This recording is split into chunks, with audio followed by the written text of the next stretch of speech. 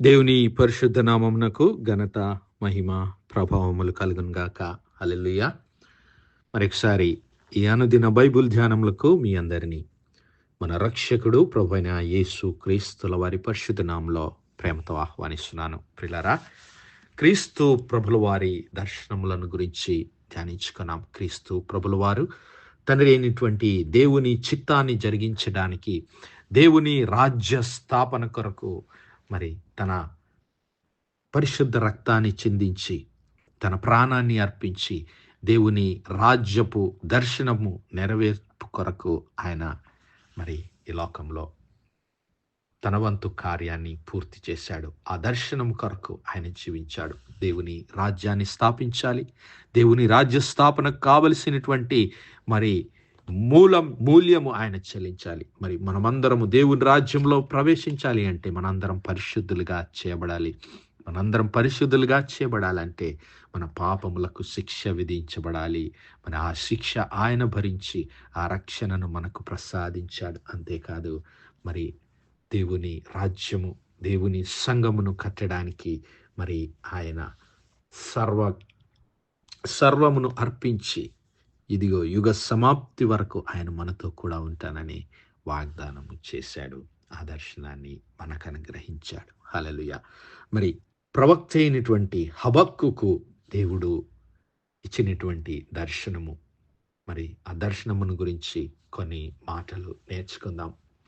హబక్కుకు గ్రంథము 1వ అధ్యాయము 2వ వచనములో, మొదటి 2 వచనాల్లో గమనిస్తే, ప్రవక్తయగు హబక్కుకు నొద్దకు దర్శన రీతిగా వచ్చిన దేవోక్తి.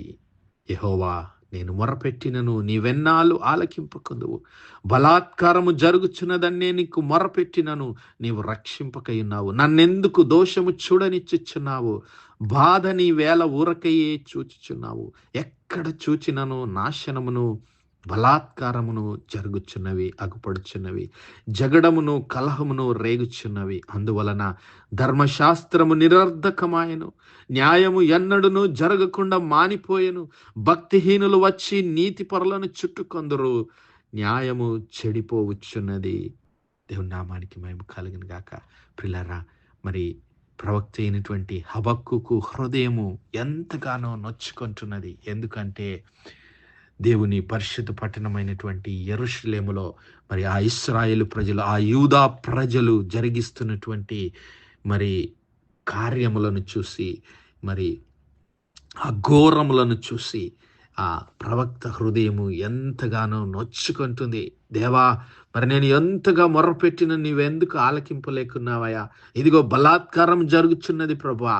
ఈ యొక్క మరి యెరూషలేము పట్టణంలో ఎక్కడ చూచినా నాశనము, బలాత్కారము, జగడము, కలహము. మరి చూస్తే ధర్మశాస్త్రాన్ని వారు పాటించటం లేదు. ఏంటి, ఈ దేవుని ప్రజలు ధర్మశాస్త్రాన్ని నిరర్ధకం చేశారు ఏమిటి? ఇంకెన్నాళ్ళు ప్రభువా? ఎన్నాళ్ళు నేను ఈ ఘోరాలు చూడాలి ప్రభువా? ఎన్నాళ్ళు నేను ఈ దుష్ట క్రియలను, ఈ యొక్క మరి నాశనమును చూడాలయ్యా? ఎందుకు నీవు ఆలస్యం చేస్తున్నావు ప్రభువా అని ప్రవక్త అయినటువంటి హబక్కుకు ఆ యూదా ప్రజల స్థితిని చూసి దేవుని సన్నిధిలో మొరపెడుతూ ఉన్నాడు. అయితే దేవుడు ఆయనకు ఉత్తరం ఇస్తూ ఉన్నాడు. ఏమనంటే, ఇదిగో ఆలకించుడి, తమవి కాని ఉనికి పట్టులను ఆక్రమించవలెనని భూదిగంతముల వరకు సంచరించు ఉద్రేకము గల క్రూరులగు కల్దీయులను నేను రేపుచున్నాను. వారు ఘోరమైన భీకర జనముగా ఉన్నారు.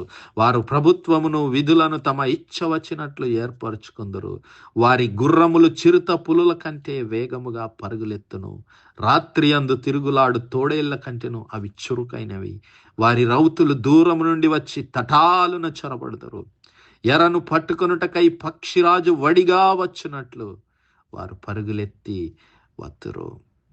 చూసారా ప్రియులారా, మరి ప్రవక్త అయినటువంటి హబక్కుకు చేసినటువంటి ప్రార్థనను, మొరను ఆలకించి దేవుడు ఆయనకు మరి సమాధానం ఇస్తూ ఉన్నాడు. ఏమిటి ఆ సమాధానం అంటే, ఇదిగో ఈ ఇశ్రాయేలు, ఈ యూదా ప్రజలు చేస్తున్నటువంటి ఆ దోష కార్యములన్నిటిని బట్టి వారికి తీర్పు విధించవలసినటువంటి సమయము ఆసన్నమైంది. ఇదిగో క్రూరమైనటువంటి ఉద్రేకము కలిగి క్రూరులగటి కల్దీయులు రాబోతూ ఉన్నారు. వారు ఎంత క్రూరులో అక్కడ తెలియజేస్తున్నాడు. భీకరమైన జనం వారు. గుర్రములు చిరుతపులుల కంటే వేగముగా పరిగెత్తేవారు, తోడేళ్ల కంటే క్రూరమైనటువంటి వారు. పక్షిరాజు ఏ విధంగా మరి వడిగా వచ్చి ఆ యొక్క మరి తన ఆహారాన్ని పట్టుకొని వెళ్ళిపోతుందో ఆ విధంగా దండెత్తి క్రూరంగా హింసించేటటువంటి ప్రజల చేతికి ఈ యొక్క ప్రజలను అప్పగించబోతున్నానని దేవుడు సమాధానం ఇచ్చాడు. మరి సమాధానం ఇచ్చినప్పుడు ప్రవక్త ఎంతగానో వేదన చెందుతున్నాడు. యెహోవా దేవా, నా పరిశుద్ధ దేవా, ఆది నుండి నీవు ఉన్నవాడవు కావా? మేము మరణము నొందము. యెహోవా, తీర్పు తీర్చుటకు నీవు వారిని నియమించి ఉన్నావు. ఆశ్రయదుర్గమా, మమ్మను దండించుటకు వారిని పుట్టించితివి. నీ కనుదృష్టి దుష్టత్వము చూడలేనంత నిష్కలంకమైనది కదా. బాధించువారు చేయు బాధను నీవు దృష్టింపజాలవు.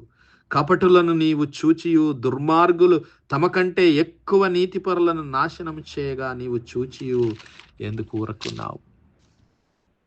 ఏలిక లేని చేపలతోనూ ప్రాకు పురుగులతోనూ నీవు నరులను సమానులుగా చేసితివే. చూసారా ప్రియులారా? మరి ముందేమో ఆ యెరూషలేములో జరుగుతున్నటువంటి ఆ యూదా ప్రజలు చేస్తున్నటువంటి దోషములను, క్రూరమును, ఆ హింసలను చూసి దేవుని సన్నిధిలో మొరపెట్టాడు. మరి ఎప్పుడైతే దేవుడు తన తీర్పును ప్రకటించాడో, వారిపైకి రాబోతున్నటువంటి ఆ కల్దీయుల క్రియలను గురించి దేవుడు వివరించాడో, ఇప్పుడు ప్రవక్త హృదయము కరిగిపోతూ ఉంది. అయ్యో, ఎలాంటి హింసలు! దేవుని ప్రజలు ఇంతగా హింసించబడాలా? దేవుని ప్రజలు ఇదిగో ఏలిక లేని చేపలు పురుగుల వరే చేయబడుతున్నారయ్యా. వారి మరి క్రూరమున, వారి యొక్క కోపమునకు, వారి యొక్క మరి దౌర్జన్యానికి తాళలేక నశించిపోయేట్లుగా ఎందుకు అప్పగిస్తావు దేవా? ఎందుకు నీ ప్రజలను ఇంతగా శిక్షిస్తావు తండ్రి దేవా అని మొరపెడుతూ ఉన్నాడు. మొరపెట్టినప్పుడు దేవుడు మరి యొక్క దర్శనాన్ని ఆయనకు అనుగ్రహించాడు.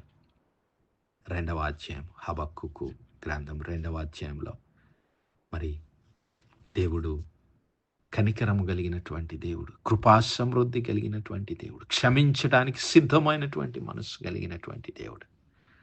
తన బిడ్డలను నశింపజేయడానికి కాదు కానీ వారిని రక్షించడానికే, హల్లెలూయా, వారిని రక్షించడానికే మరి దేవుడు వారిపైకి తీర్పును తీసుకొని వస్తున్నాడు.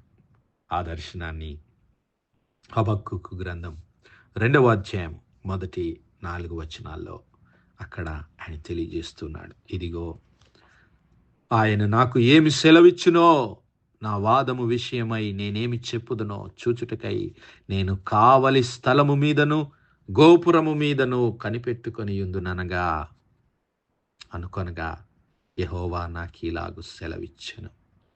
చదువువాడు పరిగెత్తుచు చదువ వీలగునట్లును నీవు ఆ దర్శన విషయమును పలక మీద స్పష్టంగా వ్రాయుము. ఆ దర్శన విషయము నిర్ణయ కాలమున జరుగును. సమాప్తమగుటకై ఆతురపడుచున్నది, అది తప్పక నెరవేరును. అది ఆలస్యముగా వచ్చినను దాని కొరకు కనిపెట్టుము, అది తప్పక జరుగును, జాగు చేయక వచ్చును. వారు యథార్థ పరులు కాక తమలో తాము అతిశయపడుదురు. అయితే నీతిమంతుడు విశ్వాసమూలముగా బ్రతుకును. దేవుని నామానికి మహిమ కలుగును గాక. పిల్లరా, ఇక్కడ మరి గర్వమునకు దేవుడు శిక్ష విధిస్తూ ఉన్నాడు. మరి ఆ యూదా ప్రజలు తమ హృదయంలో ఉన్నటువంటి గర్వమును బట్టి వారు దేవుని ధర్మశాస్త్రాన్ని అనుసరించక తమ ఇష్టానుసారముగా జీవించి దేవుని సన్నిధిలో తిరుగుబాటు చేశారు.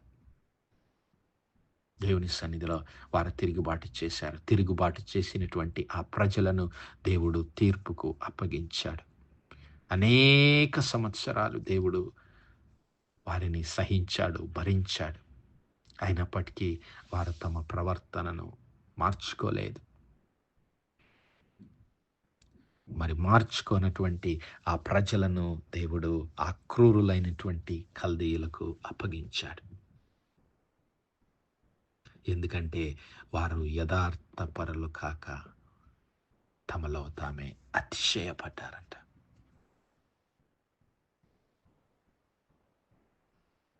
Behold, his soul which is lifted up is not upright in him. వారి హృదయాలు దేవునికి విరోధంగా ఎత్తబడ్డాయి.